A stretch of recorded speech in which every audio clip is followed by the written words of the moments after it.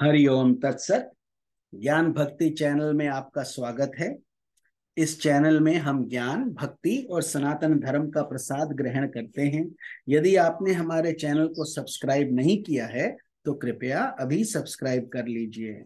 हमारा दंडवत प्रणाम है ब्रह्मांडीय ईश्वरीय शक्ति को, हमारे पूजनीय गुरुदेव श्री स्वामी ज्योतिर्मयानंद जी महाराज को, सब संतों और शास्त्रों को, और आप सब में विद्यमान परमेश्वर को। आज के सत्संग में हम गीता प्रेस गोरखपुर द्वारा प्रकाशित पद्म पुराण के सृष्टि खंड का श्रवण करेंगे। आज के अध्याय का समापन हम करेंगे। अध्याय है सरस्वती के नंदा नाम पढ़ने का इतिहास और उसका महात्म्य। पुलत्स्य जी कहते हैं, ये कहकर नंदा का पुत्र मस्तक सूंघकर उसे चाटने लगी और अत्यंत शोक से वशीभूत हो डबडबाई हुई आंखों से बारंबार लंबी लंबी सांस लेने लगी। तदनंतर बारंबार पुत्र को निहार कर वे अपनी माता सखियां तथा गोपियों के पास जाकर बोली, माता जी, मैं अपने झुंड के आगे चरती हुई चली जा रही थी। इतने में ही एक व्याघ्र मेरे पास आ पहुंचा। मैंने अनेकों सौगंधे खाकर उसे लौट आने का विश्वास दिलाया है, तब उसने मुझे छोड़ दिया है। मैं बेटे को देखने तथा आप लोगों से मिलने के लिए चली आई हूँ।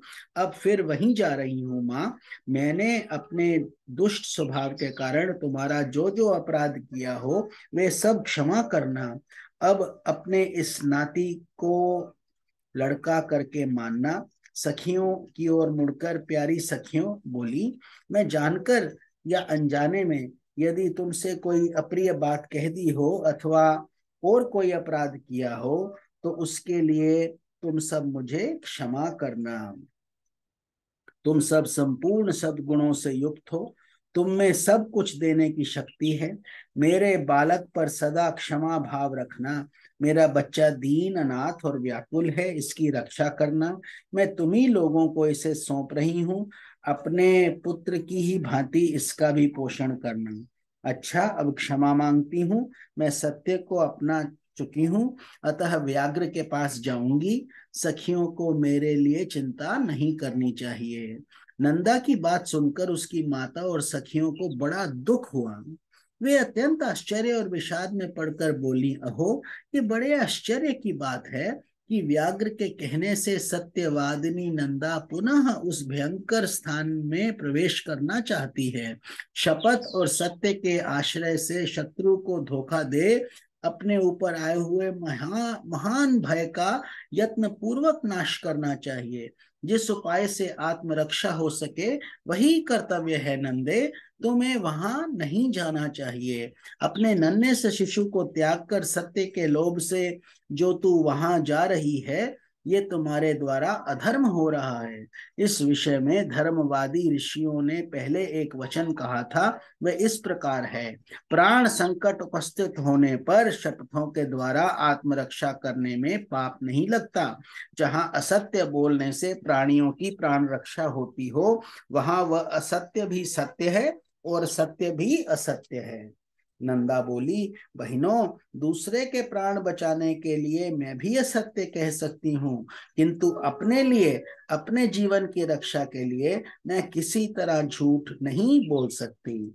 जीव अकेले ही गर्भ में आता है, अकेले ही मरता है, अकेले ही उसका पालन पोषण होता है तथा अकेले ही वह सब सुख दुख भोगता है। अतः मैं सदा सत्य ही बोलूंगी। सत्य पर ही संसार टिका हुआ है। धर्म की स्थिति भी सत्य में ही है। सत्य के कारण ही समुद्र अपनी मर्यादा का उल्लंघन नहीं करता। राजा बलि भगवान विष्णु को पृथ्वी देकर स्वयं पाताल चले गए और छल से बांधे जाने पर भी सत्य पर ही डटे रहे। गिरिराज विंध्य अपने 100 शिखरों के साथ बढ़ते बढ़ते बहुत ऊंचे हो गए थे। यहां तक कि उन्होंने सूर्य का मार्ग भी रोक लिया था, किंतु सत्य में बंध जाने के कारण ही वे महर्षि अगस्त्य के साथ किए गए अपने नियम को नहीं तोड़ते। स्वर्ग, मोक्ष तथा धर्म सब सत्य में ही प्रतिष्ठित हैं। जो अपने वचन का लोप करता है उसने मानो सबका लोप कर दिया। सत्य अगाध जल से भरा हुआ तीर्थ है, जो उस शुद्ध सत्यमय तीर्थ में स्नान करता है वे सब पापों से मुक्त होकर परम गति को प्राप्त होता है। 1000 अश्वमेध यज्ञ और सत्य भाषण ये दोनों यदि तराजू पर रखे जाएं तो 1000 अश्वमेध यज्ञों से सत्य का ही पलड़ा भारी रहेगा। सत्य ही उत्तम तप है, सत्य ही उत्कृष्ट शास्त्र ज्ञान है, सत्य भाषण में किसी प्रकार का क्लेश नहीं है, सत्य ही साधु पुरुषों की परख के लिए कसौटी है, वही सत्पुरुषों की वंश परंपरागत संपत्ति है। संपूर्ण आश्रयों में सत्य का ही आश्रय श्रेष्ठ माना गया है। वह अत्यंत कठिन होने पर भी उसका पालन करना अपने हाथ में है। सत्य संपूर्ण जगत के लिए आभूषणमय है। जिस सत्य का उच्चारण करके म्लेच्छ भी स्वर्ग में पहुंच जाता है उसका परित्याग कैसे किया जा सकता है। सखियां बोली, नंदे तुम संपूर्ण देवताओं और दैत्यों के द्वारा नमस्कार करने योग्य हो, क्योंकि तुम परम सत्य का आश्रय लेकर अपने प्राणों का भी त्याग कर रही हो, जिसका त्याग बड़ा ही कठिन है। कल्याणी, इस विषय में हम लोग क्या कह सकती हैं?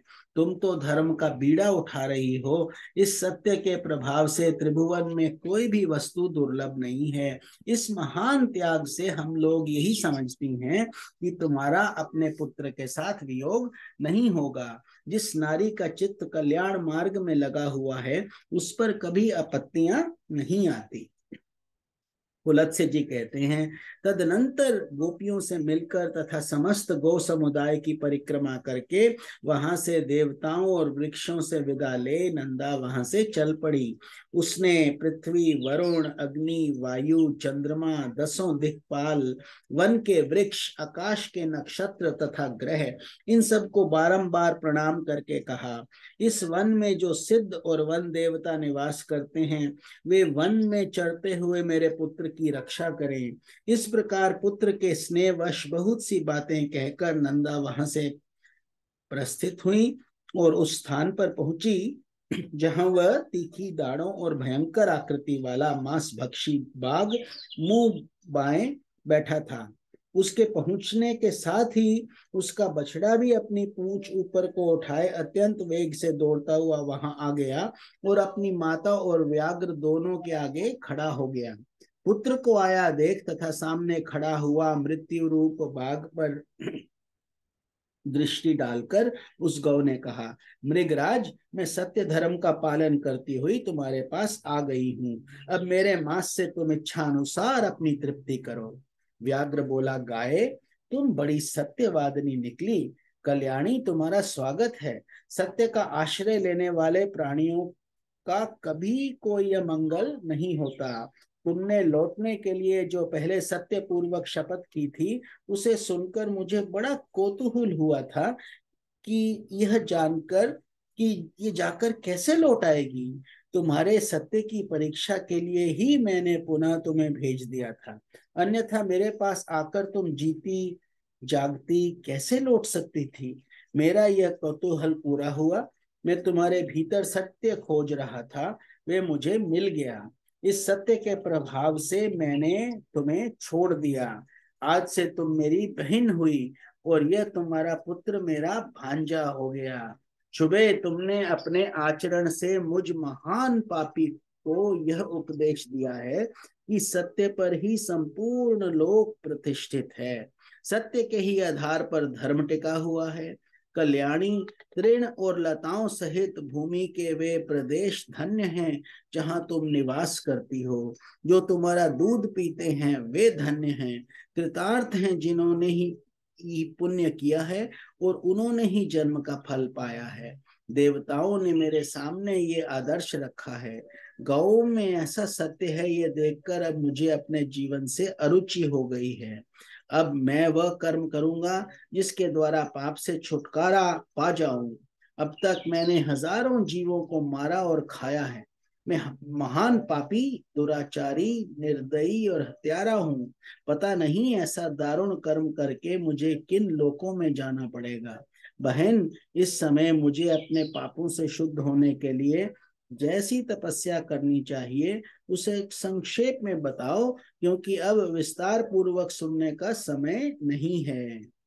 गाय बोली, भाई बाघ, विद्वान पुरुष सत्य युग में तप की प्रशंसा करते हैं और त्रेता में ज्ञान की तथा उसके सहायक कर्म की, द्वापर में यज्ञों को ही उत्तम बतलाते हैं, किंतु कलयुग में एकमात्र दान ही श्रेष्ठ माना गया है।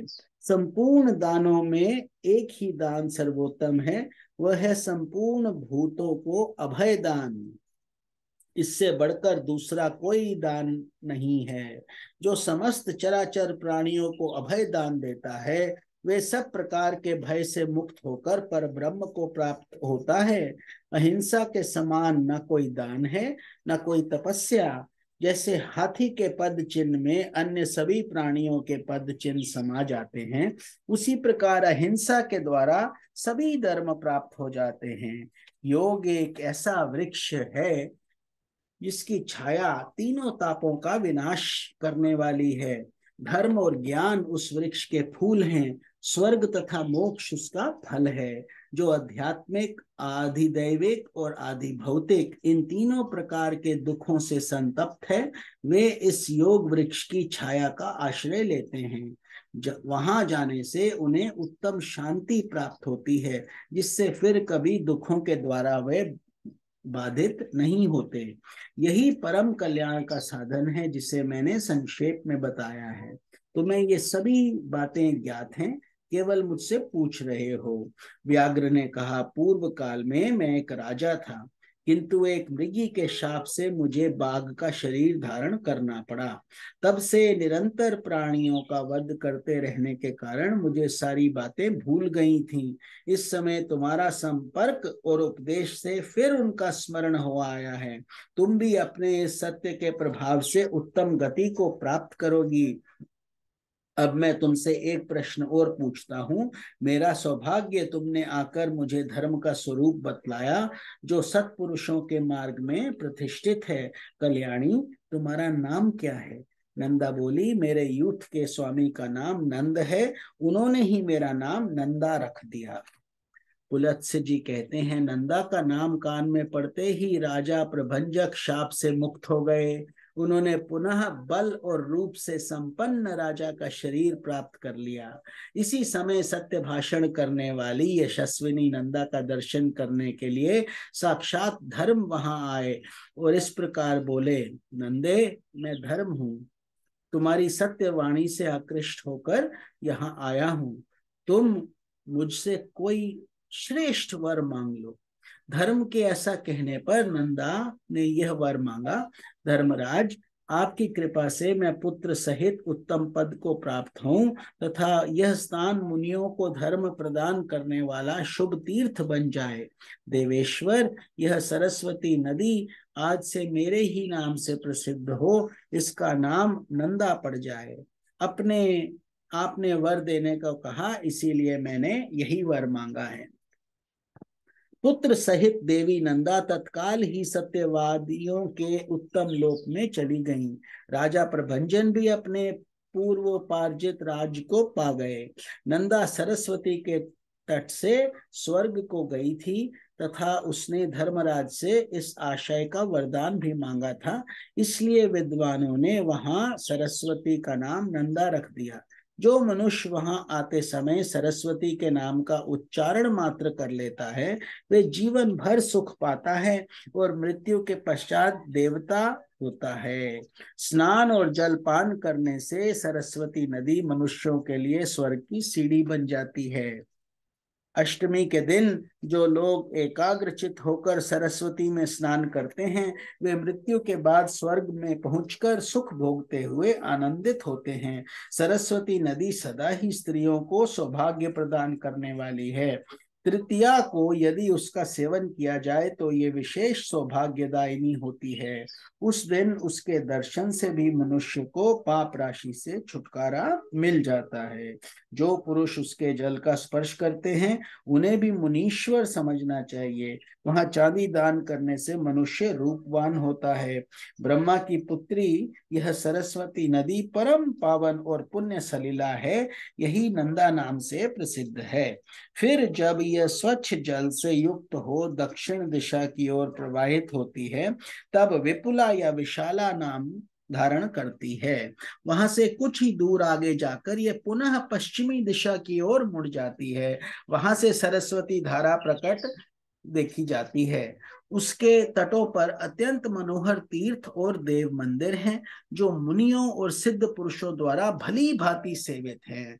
नंदा तीर्थ में स्नान करके यदि मनुष्य सुवर्ण और पृथ्वी आदि का दान करे तो वह महान अभ्युदयकारी तथा अक्षय फल प्रदान करने वाला होता है। ओम नमो भगवते वासुदेवाय। आप सबको स्वामी निखिलानंद का प्रणाम। कल के सत्संग में हम पुष्कर का महात्म्य, अगस्त्य का आश्रम तथा महर्षि अगस्त्य के प्रभाव का वर्णन का श्रवण करेंगे। हरि ओम तत्सत।